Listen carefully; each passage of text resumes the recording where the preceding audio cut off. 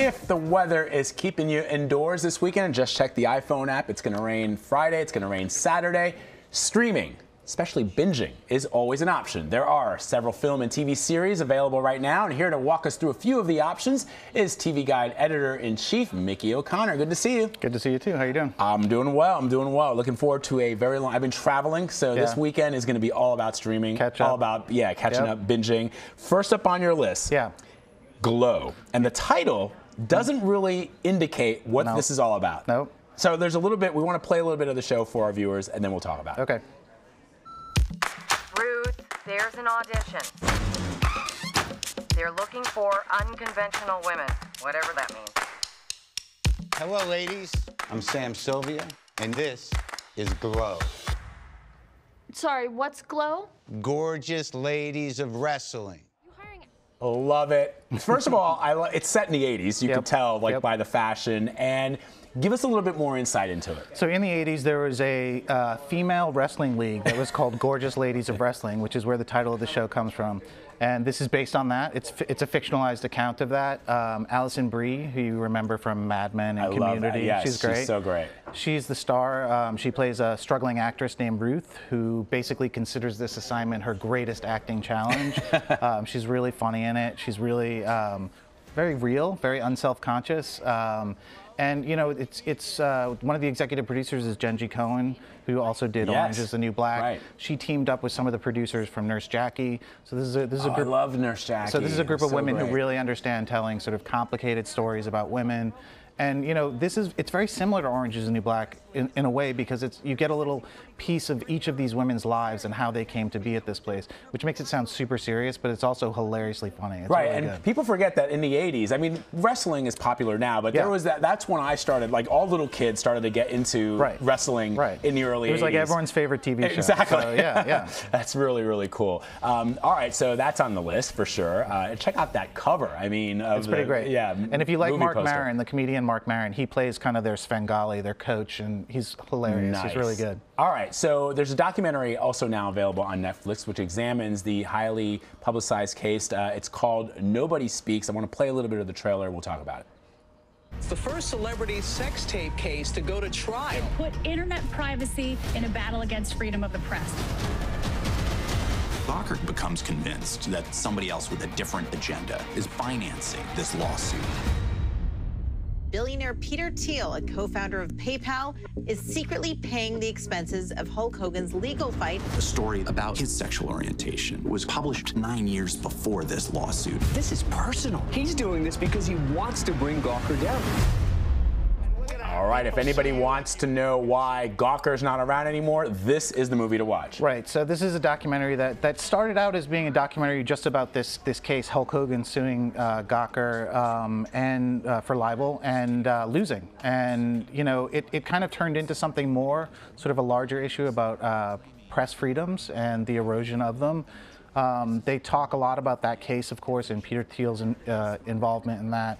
But then they also sort of go on to talk about other things that have happened. You know, the Las Vegas Review-Journal was purchased by Sheldon Adelson, who's a big gaming magnate and was someone who had received a lot of negative coverage by the paper.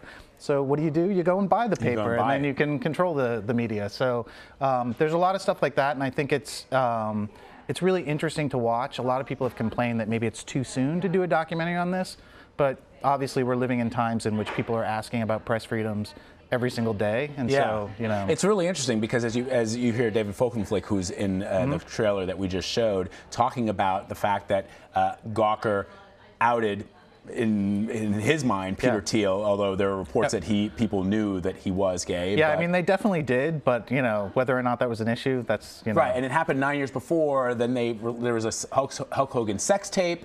They ran that, I mean, and this is his way to get back at Gawker, right? Yeah, I mean, it's Shakespearean in proportions. Right. I mean, it's like, talk about the long con. Like, he worked on this for many years, and put a lot of money into this, and you know, it's a little paranoia making, right? Yeah, it looks really interesting. All right, so another movie that you've got on your list, Okhta, which a lot of people have been buzzing about. It won some awards. Tell us what it's about. So the thing that's important to know about streaming these days is like the difference between stuff that airs on a streaming network or on a regular network, whether it's a movie or a TV show, it's all getting blurred these days. So Netflix is the producer of this movie called Okhta, and it's by director, I'm going to mispronounce his name, Bong Joon-ho, yeah, who did Snowpiercer, which a lot of people probably saw. And it's about this company that sort of creates a new food source in something called a super pig, and it's really great. I want to play a little bit of the trailer. This beautiful and special little creature will be a revolution in the livestock industry. Our super pigs will not only be big and beautiful, they will also leave a minimal footprint on the environment, consume less feed, and produce less excretions. And most importantly, they need to taste good.